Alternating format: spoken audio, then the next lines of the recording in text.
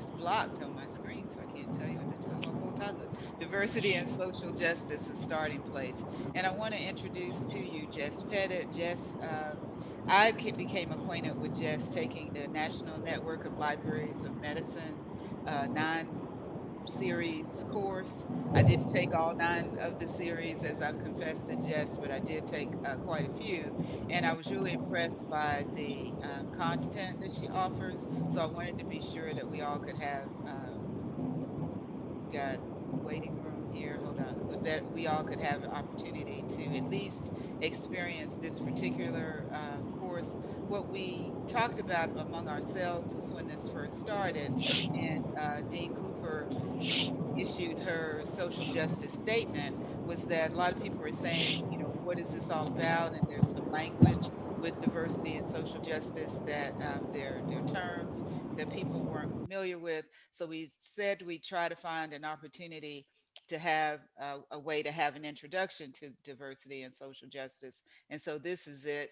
It meets one of our diversity and inclusion goals for all of the staff in our library. And then we have some other opportunities coming up, as Tyler has shared for next week. And so this gets us started with the year in a positive way with diversity and social justice. And so I'll turn it over to Jess, and thank you so much for joining us. The session will be recorded, and also there is a handout in the chat. And if you don't capture it now, I will send it out with the recording link. So, Jess, I'll turn it over to you, and thank you so much for joining us today. Absolutely. Thank you very much for having me. And what I think is important to state as we kind of get going is I, kicking and screaming, refused to come up with a virtual diversity and social justice based training because you couldn't communicate with each other while we were doing this. This is, of course, pre COVID. And it was also pre a bunch of clients where there's like a third shift or a night shift, et cetera. And so, out of necessity, I tried to come up with a diversity series where we won't necessarily talk about different kinds of identities in kind of a skipping rocks kind of way, because I don't find that very effective.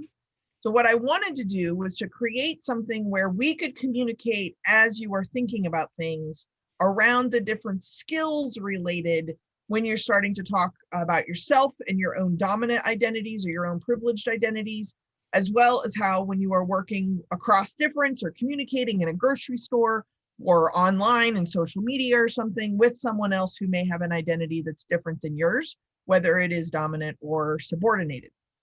So to do this, number one, I want to make sure that you all have my texting number.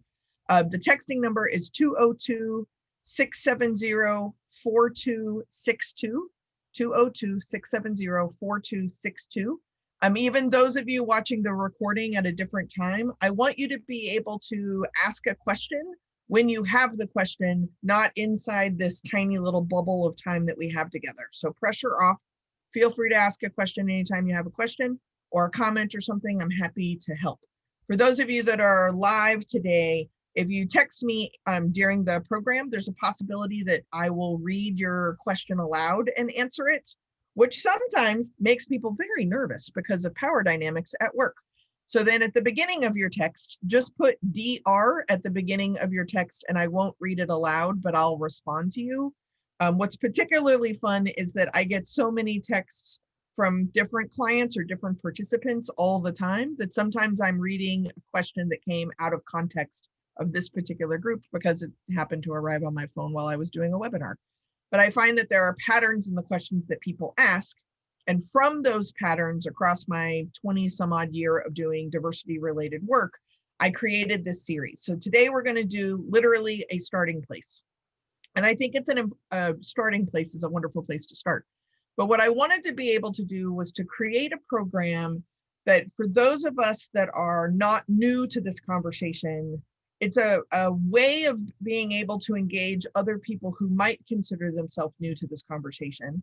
And for those that often feel new or have felt shut out or shut down by other people's attempt at having a diversity or social justice conversation, I want to like roll out a welcome mat to be able to have the conversation. So the idea of the starting place is to really look at, in some ways, its vocabulary, but it's not vocabulary in the sense of like a typical bad, I'm rolling my eyes diversity training that we probably have all gone through. So what I want to be able to do is to provide a starting place about where you are thinking from and who you happen to be. Now, often when I say this now in the world of Zoom is people start to panic. There is no role playing. You are not going to have to disclose anything to me. That's what I'm getting paid for. PS, I'm not getting paid. So we're all here doing this for fun, right? So here we are. And the fundamental principle that I think where a lot of conversations I have with people who are very different than me, the fundamental difference is where is our responsibility? So I want to start with this particular image, and that there are some fundamental differences around what we are responsible for. And when we think about that, one of the things I think is important is that some people are maybe religious. There's different religious interpretations about responsibility. So what made me think of is one of my really good friends, she said that her family's Muslim interpretation of responsibility is 40 houses. So wherever it is you live, you are somehow responsible for the 40 houses that surround you. Now, you're in house number 41, you're off the hook, but your neighbor is responsible for them, right? Because the bubble of 40 houses is important. You may also have been familiar with like the saying of 7 generations out, or being responsible for people that you may not even ever get the chance to meet. These kind of ideas are really fundamental to the conversation. And I find when talking to people across like very different political viewpoints, for example, this is a great commonality, because once we understand who we actually feel responsible for, then we can have a baseline conversation about any kind of diversity or social justice or issue, because we know where people are coming from. So I first invite you to just know that how I'm going to be presenting this is that I have responsibility for people that I will never meet. I have responsibility for people who are not even born yet. I have responsibility 40 houses out. I barely talk to my exact next door neighbor. But if my actions are going to potentially impact somebody, then I want to be responsible for my actions so that I can pick and choose what to do, because it may or may not have an impact 40 houses wide, 7 generations out. So that's a kind of starting point of just kind of reflecting on yourself as to like what you feel responsible for. Now, this is my friend Julia. And Julia in this picture is, she would probably have said 14 months pregnant with her son, James. James is now like 30 something because we're all old. But what I was important is that when I was taking the photograph, it was important for me to understand that when I start thinking about the agency of other people and my responsibility to those people, and whether it takes away their agency or doesn't take away their agency, I was able to kind of like notice in this moment that there really is kind of a both and, right? So we'll talk about this a little bit later in the webinar, but whatever my friend's expectations of her son were, at some point in time, her son's expectations and responsibility usurp her expectations. And at the heart, we're all kind of our parents' children. So thinking of this as a starting place of responsibility and agency, I want us to now move to a concept of ethnocentrism. So this is totally a like high point value Scrabble word that gets thrown around as if everybody knows what this word means. But I want you to think about the concept of ethnocentrism as your stuff is almost always at the center. And you just assume that everybody else has the same gooey middle that you do. So a great example of this is if you look at US maps. I'm originally from Texas, hence the sense of humor. And in the state of Texas, there is actually a company that draws maps. And I can always tell when that map came from that company inside of the state of Texas, because Texas is at the center of the map somehow. And by being centered, it actually like skews the size of Texas, because in most Texans' minds, it's the largest country in the world, right? So the reason why this is relevant, and I apologize if we're going to get into any flat earthers here for a second, but a 3-dimensional sphere being converted to a 2-dimensional map is already going to be not perfectly accurate. I think we can agree with that. But then when making a 3-dimensional shape into a 2-dimensional shape, In between doing that is the filter of your own experience. So me as a Texan, that's why the state of Texas ends up being so like larger than China in a lot of the different maps because of the way that the scale is being morphed by our own bias. So whether that bias is positive or intentional or unintentional or negative doesn't matter, because you need to be able to understand the agency and responsibility of that bias. So paying attention to ethnocentrism, what that ultimately means is that like your way of doing things is at the center, and there's nothing wrong with that. And maybe someone else's center is different than your center. So then that's where like you engage in kind of these different conversations, or you have to start asking questions, because otherwise you just pretty much assume that everybody is operating from the exact same central place, which is your own lived experience. When you think of it that way, that doesn't make any sense, but is why I have job security. So that's ethnocentrism. So then my question to you, this is by an artist that I really appreciate, Dred Scott, is imagine a world without your center in it. Like imagine, I'm not necessarily talking about core values or something, but like what pizza toppings. Imagine that there are people who exist that eat pizza with different toppings than you, right? Or maybe there's somebody, I haven't met them, but I'm sure there's somebody somewhere who doesn't even like pizza. Every once in a while you meet someone who doesn't like chocolate. They're not necessarily allergic, they just don't prefer chocolate. It's like, I don't even know how to deal with this. Like, I love chocolate. So imagining the world without your lived experience or without your center is the work of figuring out where your responsibility and where your agency comes in. So you may also hear the terms equity and inclusion, or equality and inclusion. I use the word equity instead of equality, largely because I think that we need to be able to take individuals' desires and wants and needs into account, and not just blanketly apply equally to every single person exactly what I want. I think that we have to engage in a conversation, and that conversation is a much more of an equitable conversation. So the example I like to use is that if I have a shoe thing, that is a true statement. So if I have a shoe thing and I'm just going to go and give every single person the shoes that I like, that doesn't make any sense unless you wear a size 11 shoe, happen to prefer a good flat with some buckles or possibly some kind of like color splash. And I don't rock climb. I'm not an outdoorsy person. I'm not going to wear a heel. So if you are good with those shoes, that works out great. Also, you have to have a size 11 women's shoe. That works out super. So what ends up happening though is everybody else doesn't benefit from my like equality, I'm using air quotes, initiative, because they have different size feet, different needs, different tastes, different ways of living their life. So equity means that if I feel shoe wear is important for people, then I would engage in a conversation with them, find out what kind of shoe wear they want so they feel included in the conversation. That's how I would use those two words. Now at the top, I talked about dominant identities and subordinated identities. This may also be language that's kind of new to people too, and it also may not be new to people. But what I mean here is that the dominant identities not necessarily are more salient, although sometimes they are, but they are privileged, right? So like our culture has given these dominant identities more unicorn points than some other identity. It is all made up, and we have decided that this is the case. Unicorn points go to this group, but largely this group is able to kind of be empowered by those unicorn points because this group, whoever that is, gets less. So by giving the subordinated or marginalized, or often referred to as silenced groups, less unicorn points, that enables this group's unicorn points to feel more powerful. So an example that I like to use is Christianity. So if you don't identify as Christian, it's very easy to say that if you identify as a Christian, that is a dominant privileged group.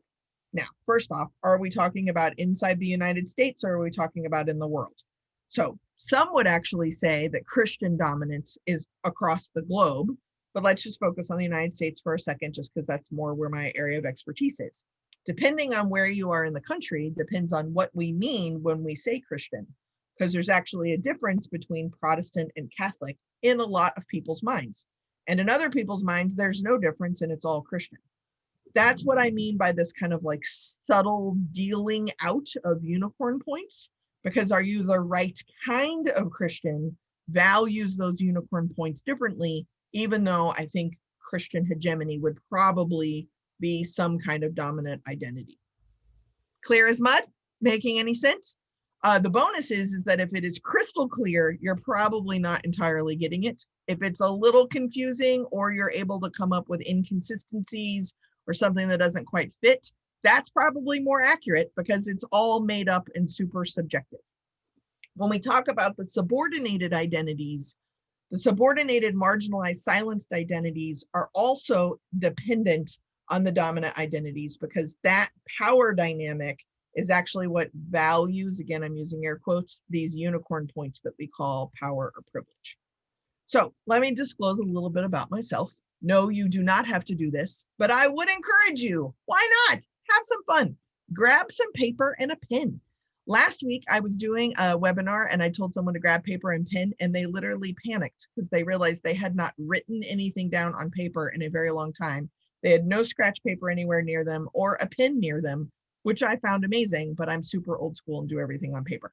So just for fun, grab a pen, grab some paper. Those of you watching the recording, I see you, just grab some paper. So I'm going to go through kind of some of my identities. Not all of them, because y'all don't need to know me that well, but just the ones that are available for consumption. So if I were to talk about my subordinated identities, which is where a lot of our organizing comes from, and specifically when we talk about diversity and social justice work, we almost always tend to focus on the work that needs to be done around the subordination or the marginalization or the silencing of these particular identities. Spoiler alert, I think we should be focusing on our dominant identities, but I'm getting ahead of myself. Okay, so subordinated identities. So for example, I identify as a lesbian or a queer person.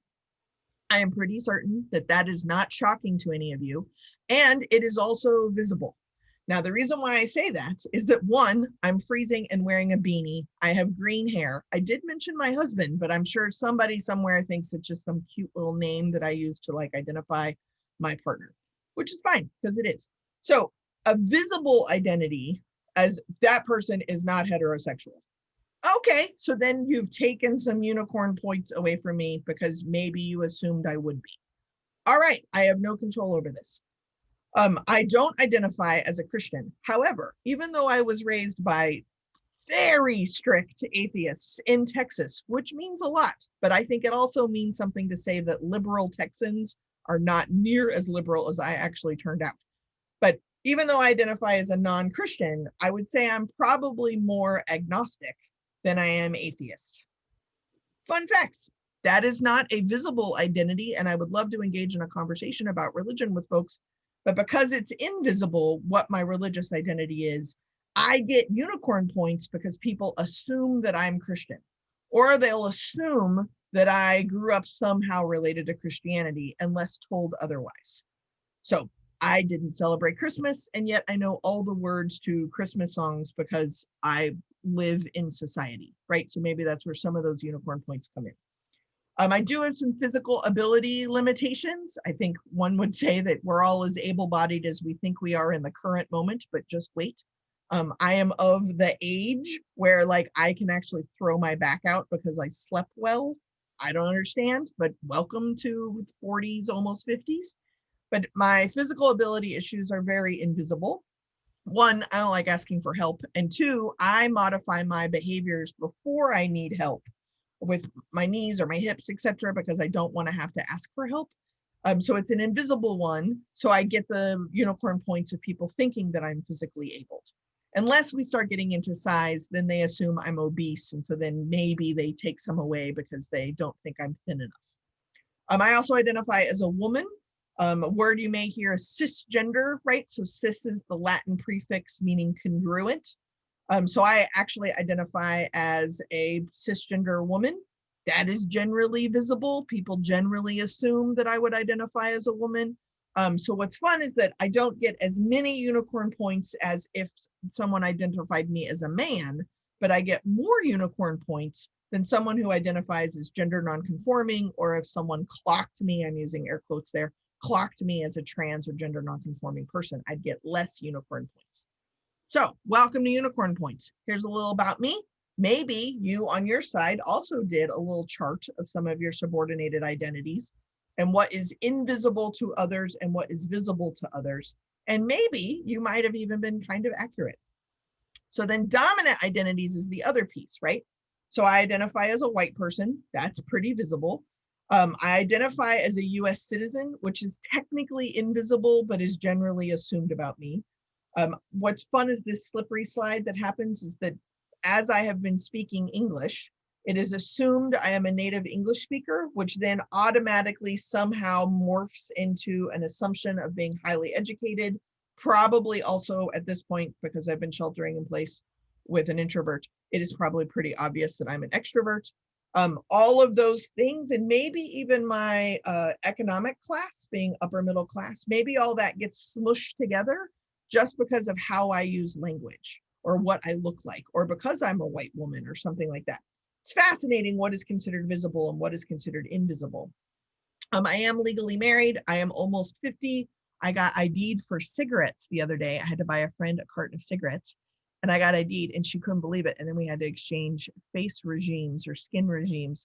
I use a bar of soap. Anyway, I was very excited to get ID'd for cigarettes. Like legit, she ran my license twice because she thought it was fake.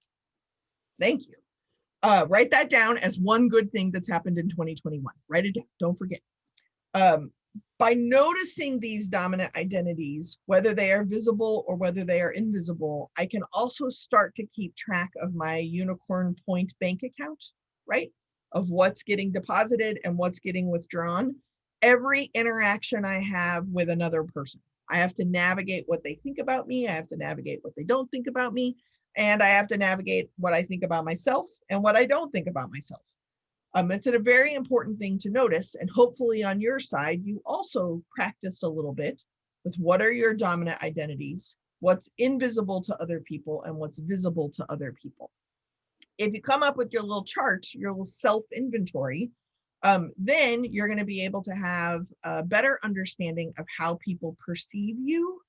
And as they are perceiving you, you will have a better understanding of how you are perceiving them. So with that stated, let's keep on it going. Oops. So then I have also used the words power and privilege. What is fascinating to me about the use of the word power and privilege is that we have invoked a value in these unicorn points that we are awarding from our place of center, right? Remember that when we start talking about ethnocentrism, our center, our lived experience, we hold at the center, and then we award unicorn points to other people or take them away while we are also being awarded unicorn points or having them taken away by other people. So then when we start talking about power and privilege, it goes both ways again. There's agency and responsibility. So what I love about this photograph is you don't have to answer out loud. If you want to, you're welcome to put into the chat. But what I want you, when you first saw this photograph, or even now, as you're like, oh, wait, I have to find the screen. She's talking about a picture. So when you actually look at this photograph, do you see two people holding the doors closed? Or do you see two people, like when you have to push it in a little in order to open the door? Are they opening the door or are they closing the door? The reason why I think that it's important to take a second to begin to notice is that oftentimes when we're talking about dominant or subordinated identities, first mistake we make is we get into some mathematical conversation about majority or minority. And the truth is that there is a majority of people who do not feel or experience the same level of unicorn points as the people who are in power. The group that is in power is almost always going to be significantly smaller than the group that is not in power. Largely, that's how power dynamics work. If it was actually just straight up majority mathematical rule and that power was equally assigned based on math, then I wouldn't have job security. But the subjectiveness of power and privilege is in our perception and our assumption that there's a strife. There has to be kind of a struggle between math and reality. So I just invite you to think about how power and privilege works when you start talking about diversity or social justice. Again, this is a starting place. Is that what if a few were actually opening the doors for many instead of a few closing doors to many? I think that's an important thing. What if this particular photograph is actually the many opening the doors for the few that were left out? We have the ability to shift how that power and privilege is interpreted and how that shows up in our individual relationships. Power and privilege doesn't just happen to us. Now, some would argue, oh, yes, it does because of my subordinated and marginalized identities. Okay. But power also happens to other people from our dominant spaces. And that to me is where our responsibility and agency and that balance kind of take hold. Is who are we in this conversation? Um, Sometimes we like to think that if we know more about them, it would be easier. But I've been doing this work for so long, I burnt out doing that. And so I flipped it around and decided that actually what's in my power is who am I in this conversation? Who am I in this connection? And then from that place, I can actually be responsible for my own agency. So, in saying that, usually what happens is people are like, hold on, what about them? We would never do this. They always do this. We have this binary story about our team and their team, and because they cannot be one of us. Well, you are correct. Sure, they will never be one of us. And largely it's because we would never let them in. Now we're back to power and privilege. So instead of you having to be right and them having to be wrong in order to keep an us and them alive, the idea that usins are right and them ones over there are wrong, what's important to understand is by keeping them wrong, you don't realize that to them, we are their them. And I can't make them think any differently. Trust me, I've tried. So if I can't make them think any differently, do I have any responsibility or agency to shift what I feel I am right about to then be able to have a conversation with somebody else who thinks I'm wrong? Do you see how it flips it back this way instead of it being this way? Now, for the record, I am not a moral relativist. I believe in one particular kind of morality, and there are definitely people who are wrong. That exists. And the truth is that if they are filtering a donkey, then so are all of us, right? Because if a donkey to me is, I am a donkey to someone else. That is how that works. And this is why the power dynamics of being able to engage in a conversation are so important. So I came up with this concept of differently right, not in a moral relativist way, but in a like 30-second space of grace kind of way. And that if I can begin to listen to some people, not everybody, please know that there are some people I cannot do this with. I'm not perfect. But if I can listen to some people as if they have some differently right perspective that is coming from their center because their lived experience has taught them to be this way, then I am going to listen differently. Moreover, if I realize that my lived experience is informing who and how I am, and where my biases are showing is actually making me also see things in a differently right way, I can at least engage in a conversation across what I'm currently naming as a difference. Not in all cases and not with all people, but it is a tool to use, this differently right idea. The idea that who you see and who they're trying to tell you who they are may not be an accurate picture.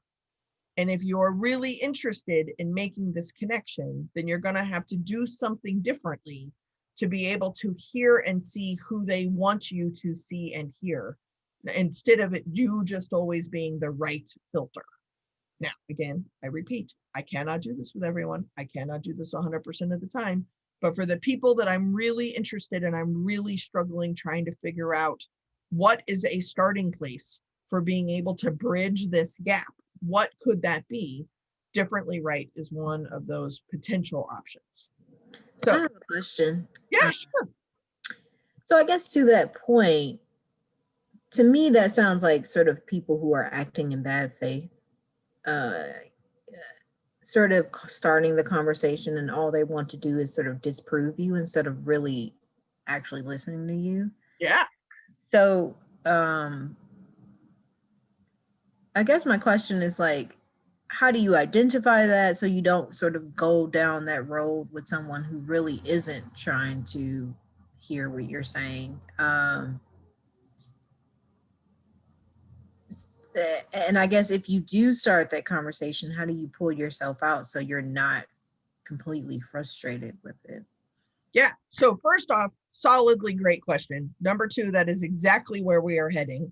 Number three, if you just assume that everybody is, oh, a filter is in a donkey, then you're not going to engage in a conversation with anybody else, right? Like, you're not ready to listen to me. I'm done talking to you. Well, we haven't actually started speaking yet. Like, in a lot of ways, a lot of the relationships in my life, we are very much in that spot, right? Is that like, I have been determined I am not capable to being talked with.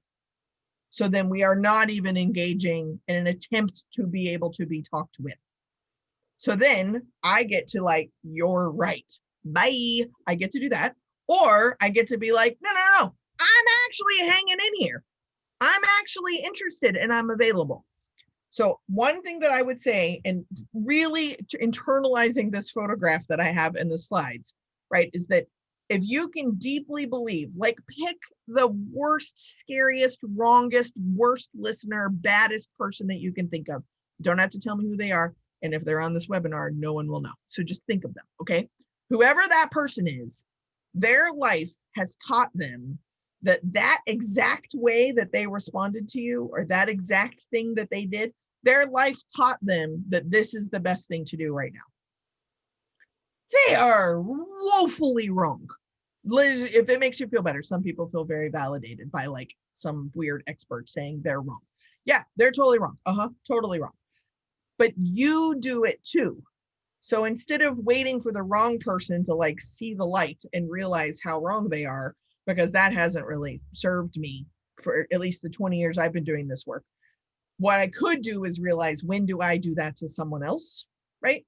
So I promise we're getting there. And like, how do we notice this is about to happen? And how do we, what I loved about your question is how do I notice that this is happening? And then how do I monitor and just adjust how I'm showing up to what I think is about to happen, right?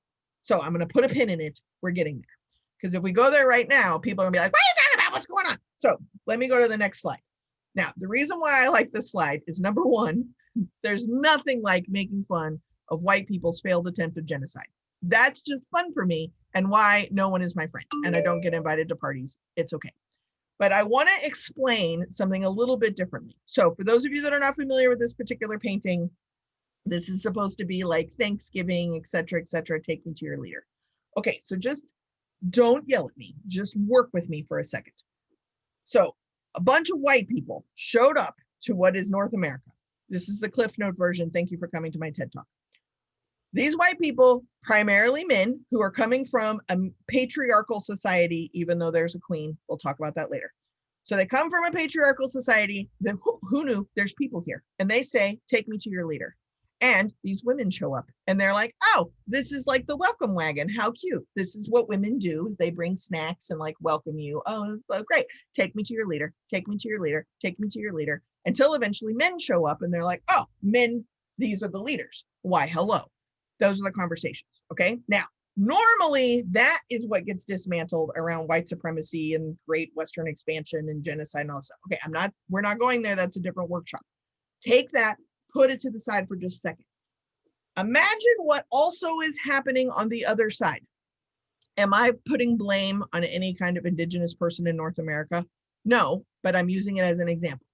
So from the indigenous folks who were suddenly being intercepted by like white people walking off of a boat, imagine when they sent their leaders to go find out what was happening, that these women, because generally most of the indigenous tribes in the Northeast at the time used a matriarchal society, sent their scouts, their leaders, etc., who were almost always women, first, not as cheerleader welcome wagons. That's how patriarchy sees women. Matriarchies are like, no, we're the bravest ones. We will go find out what happens. So then let's say these women go, they are dismissed over and over and over again. So out of confusion, eventually send some guys, right? Like metaphorically, George, why don't you go see if you have any luck with these people? Good luck. We didn't like George anyway. I imagine this occurring. Okay, so now there's a conversation about ownership, right? So I want to own this land. Well, inside of this culture, again, remember how ethnocentrism works. In this culture, no one can own the land. The land is a living entity with responsibility and agency of itself. We just share the land. So then, all right, well, maybe that's what they mean. So like, yeah, sure, you can share it. We're not in charge anyway. She's in charge. Do you see how this works? Surprise, miscommunication occurred. Now, we don't actually have to have a failed attempt of genocide to parallel this to some argument that you just had with a coworker. Their definitions and their words, their center, their way their life is showing up is very similar or potentially wildly different than your definitions and the way you see the world. So this is why miscommunications happen. So what I'm encouraging you is not to lead with handouts, but to lead with the fact that you are aware of what your definitions in your operational center is, so that you can begin to engage in a conversation knowing that somebody else may be coming from a different place. That's literally the starting place of engaging in a difficult conversation. So then we get all nervous. Somebody immediately goes to like symbols. So I like to use bathrooms as an example. So the little symbol that's on the door is supposed to be what's inside. I have never seen a stick figure or a stick figure wearing a cape inside of a bathroom, right? So we are able to deal with nuances and symbolic imagery of what it means around intentions, but we don't then give responsibility and agency to people to assume that they are also navigating the same symbolic nature. That's all we need to do, is to recognize that everyone has a sense of responsibility to each other, and every individual also has their own sense of agency to do something about it. If we did that, the symbolic nature and exchange of like, hey, what's going to go on in this space would be totally equal. But we don't do that. We are only operating with our GUI center at the core without actually doing an inventory of who we are in the first place. So I like to use optical illusions of this. So this is a famous one. I even have it tattooed on my body. How many legs does an elephant have? It's a question. Most of us know the answer. It is not always accurate in 100% of cases. I just went down a TED Talk, YouTube video, TikTok-y drive about elephants getting prosthetic legs. So in this particular picture, this elephant has an undisclosed amount of legs. How many pelvises, is that plural for how many pelvi does this elephant have? It appears to have 2 pelvi. So if they have 2 pelvi, it usually comes with 4 legs, which would also then accompany 4 feet. That is a lot of assumptions about an elephant. But we generally go with, this is by definition what an elephant is, right? Is 2 pelvi, 4 legs, and 4 feet. What the hell is this? This is called art. This is actually not an elephant. Letting that set in. This artist drew something that looks like an elephant with a confusing number of pelvi, legs, and feet. How fun art is. If we can do this with art and we can allow an artist the agency to create an image that for a second catches us because we can't figure it out, that's why they drew the art. Okay, so we are capable of employing a skill of being like listened to and seen and heard by someone else without being defensive. When I first asked how many legs does an elephant have, most of us immediately knew the answer and we were very convinced we were correct. But that's different than what's happening in this artist's rendering. And we can't cheat the artist's rendering out of their agency and their responsibility. When we start talking about the conversations that you know are not going to go well, if you enter the conversation knowing this is not going to go well, there is a very good chance you are going to be correct. Because if it actually started going well, you would be like, why is this going well? I'm going to mess this up because we need to be right. But our need to be right is our responsibility and our agency and has nothing to do with the other person. And the other person is also experiencing the same thing. So we can know it's not a diversity training if you don't quote Gandhi somewhere, right? But like breaking down your own habits and your own ideas down to a fundamental level actually enables you to take care of your own agency and actually take some responsibility for your own responsibilities. And that ultimately will showcase what your values are. Again, I'm not a moral relativist, but I watch people's moral understanding show up in their behaviors all of the time. I think that that is a very important piece to understand. Now, this brings me to the golden rule. Some of you may be familiar with the golden rule. If you would like to play along, so I know if anyone's there, you're welcome to put into the chat what your interpretation of the golden rule is. Usually this is when people sound like pirates, because it's do unto oneself as to one does unto others, or something like that, some kind of talk like that. But here's what's interesting. This concept exists in dozens of different religious faiths. Boils down to like, be nice, and your definition of nice is what you consider nice. All right, I would say that that is a valid starting place, similar to the Bill of Rights. It is like the first rung. And on top of it, I'm going to have like different community standards and different expectations that elevate or even higher standards than this bottom rung. And what I mean by this golden rule versus platinum rule, Tony Alessandra's work is the platinum rule, is that it is a possibility that your definition of nice is not the same as everyone else's definition of nice. So in order to treat people nicely, you're going to have to find out what does that mean for them, which means you're going to have to engage in a conversation. Now, I use pizza toppings as an example for this. So let's say, Matt, you don't have to do anything, Matt. I just said your name and I saw your name first. So you're good. Relax. So let's say I want to take Matt for lunch. Matt, let's go to lunch. And I've already picked the restaurant. I've already made a reservation and we're going to a pizza place. It's my favorite place. I ordered us an extra large pizza with extra cheese and extra green olives because that's my favorite pizza.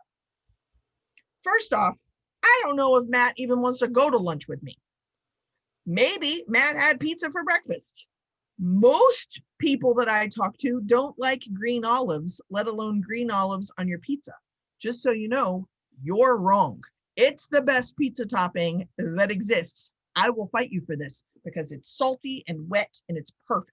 Okay, but if you are not team green olive, which by the way just means more green olives for me, I have extended an invitation. I am attached to the expectations of what happens at that invitation. Matt and I are going to have a great lunch because I'm going to eat my favorite pizza.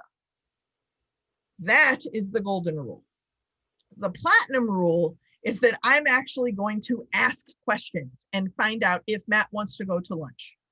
If Matt wants to go to lunch, what kind of food does Matt want for lunch?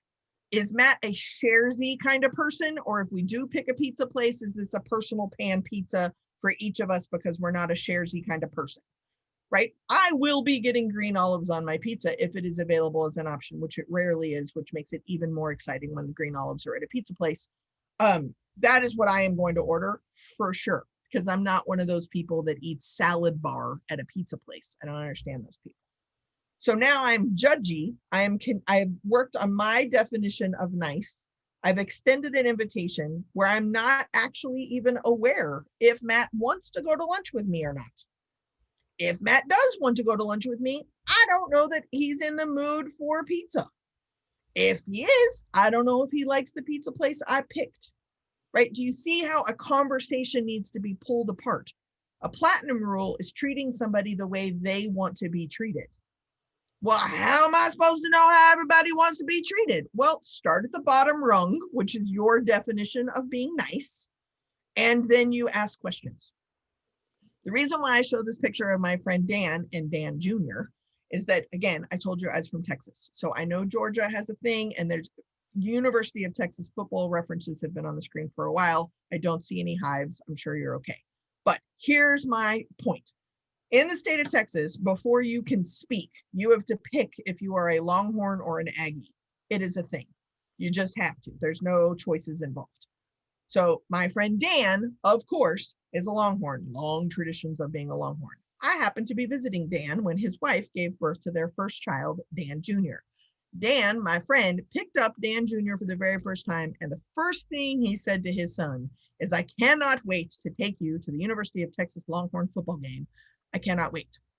Like, Dan is attached to the expectations of Dan Jr.'s entire life. Now, most of you know what karma is, and so you know where this is going. So Dan Jr., of course, graduated from honors from Texas A&M because that is how that works. But your son is allowed agency, and you are responsible for your own actual definitions of what a success is going to look like. If Dan and Dan Jr. can navigate this relatively well, I'm going to go on a limb that you can navigate this relatively well with some of the people. Some of them, not everyone. Some of them you're like, no, I'm not interested.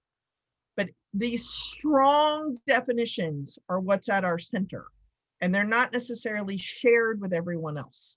So you're going to have to find out what somebody else's gooey center is in order to engage in a conversation. And you ideally are going to find that out before you even engage in a conversation. So what does that mean? So this is the little piece where people have been thinking too much and I've been talking too much. So it's a random little tour of me growing up and how I turned out how I am. Reason why I'm showing you this is that it is true that this is how I turned out the way I did.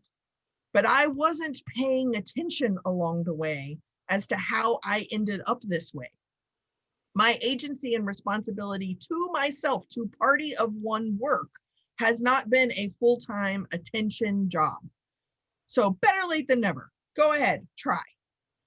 In the 1900s, when I was in school, diversity and social justice work was called pluralism. Then it was called multiculturalism. Then we went to tolerance. Then we went to awareness. Then we got to celebration and it got way too loud. So then we started using the word diversity. We started using the word social justice, equity and inclusion. Now we're talking about belonging and accomplices.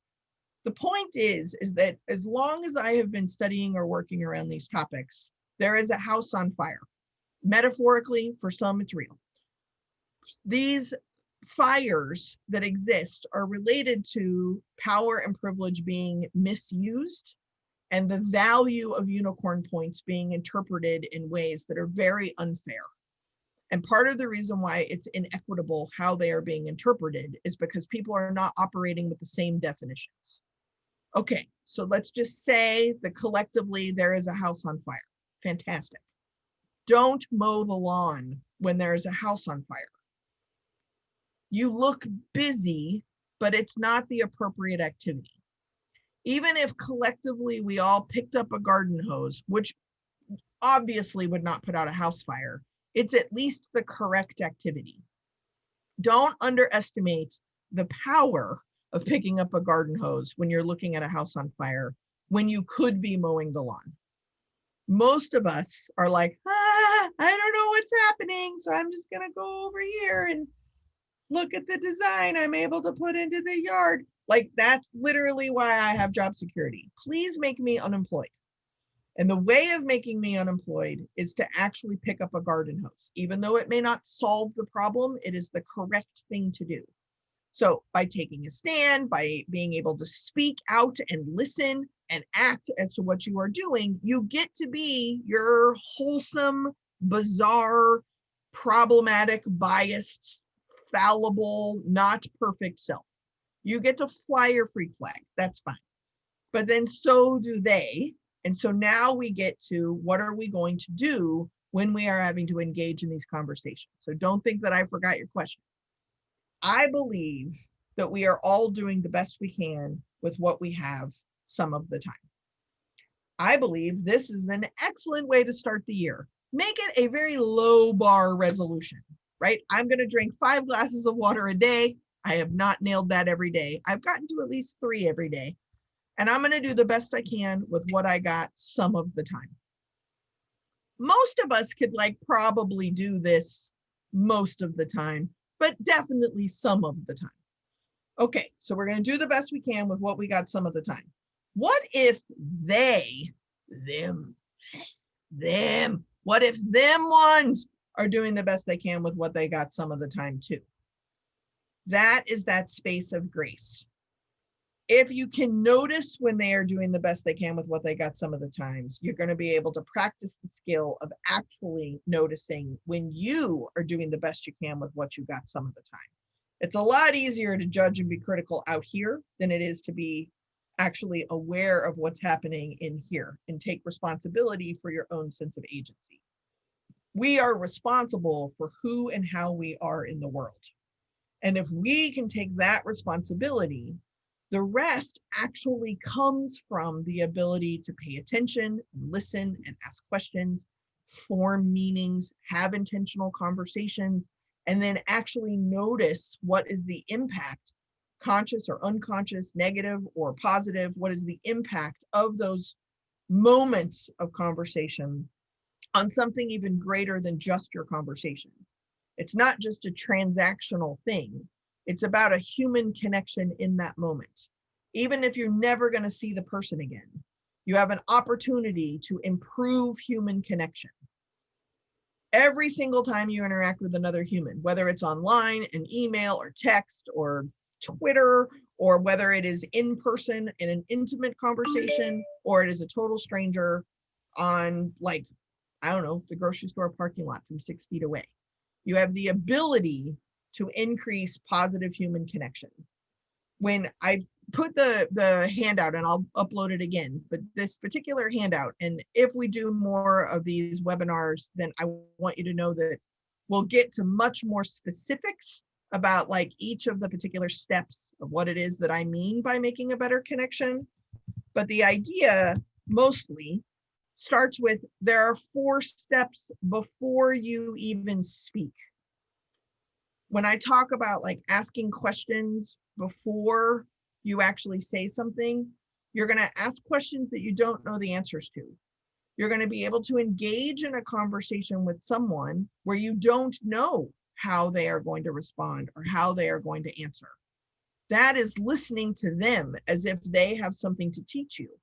Now, for some of you, you are immediately thinking of people where you're like, no, they ain't got nothing to teach me. And that's fine. I have those people in my life too. I am not even interested in learning anything they had to teach me. Negator, skeletor, not interested. Okay, well, don't work with them first, right? Like, work with the people that you really are genuinely trying to have a connection with, and it's just not syncing. It's not working, right? For me, it is my brother. So our parents died when we were young. I'm pretty proud that he made it into his 40s and is still alive. That seems very exciting and quite an accomplishment. He has turned into an evangelical Christian minister. So a lot of my existence is very against of his existence. Fascinating, because we were both raised by the same atheist parents, but at some point in time, we both made a decision that, like, I don't know that my parents were right. Fascinating. So then our politics are different, our religious beliefs are different, our way of life are very different.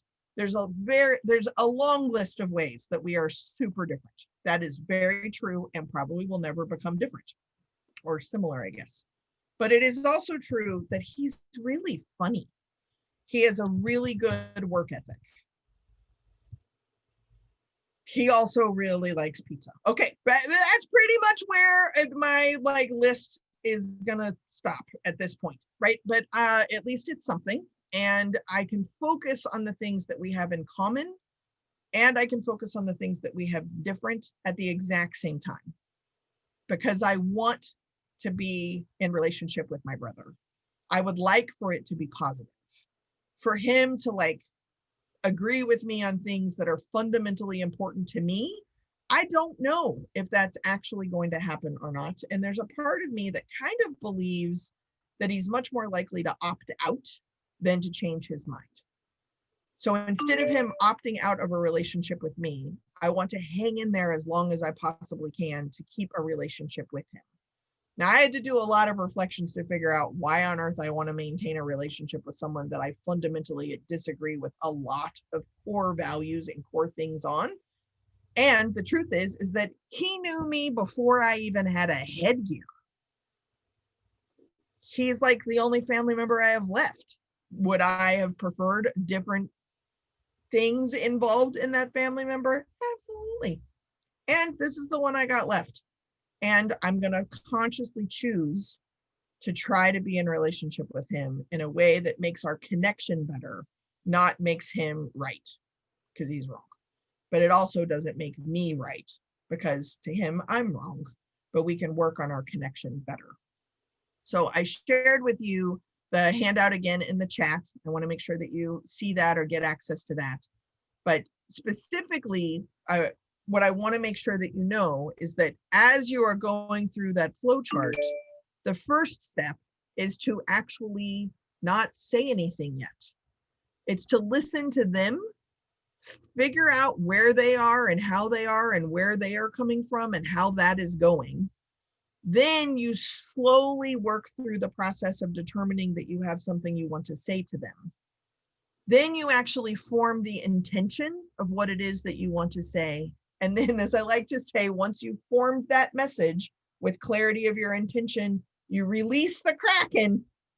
Maybe it'll land the way that you're expecting. Maybe it won't, but because you're clear on your intentions, then you'll know how to assess the impact it has on your connection so that if and when you tell that story again or tell that joke again or talk to that individual again, then you'll know how you do or don't want to form that message again. It's slowing down enough to take responsibility for your own responsibility and your own agency. That's the only thing that you actually have some monicum of control over, because ultimately we're doing the best we can with what we got some of the time. That is being good enough now. So with that, I know it's at the top of the hour. I want to be respectful of your time, but I'm happy to stick around, see if there's any more questions or more thoughts or a follow-up if I didn't answer your question specifically enough for kind of our first webinar. How are you doing? It's probably largely not what you were expecting. It is just the starting place.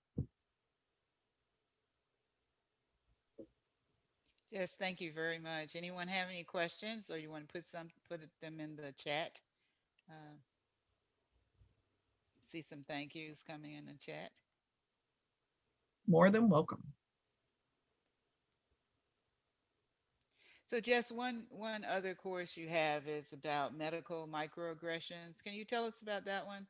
Something Sure. that we So might because I want to do do. so much work in the medical field, either adjacent or direct, one of the things that I did was a kind of study of one particular health center that I was working with, and I recorded things that people were saying that really had an unintended impact that they weren't necessarily aware of. So I took them all and I put them in categories of different kinds of identities to be able to talk about why, for lack of better words, a medical professional, so whether this is like IT, the lab, a nurse, a doctor, someone who's managing the waiting room, a medical librarian, etc., like how these things tangentially might be stated in a given scenario, and then a look at the assumptions of that statement, and then how that would actually potentially impact long-term care or long-term relationships.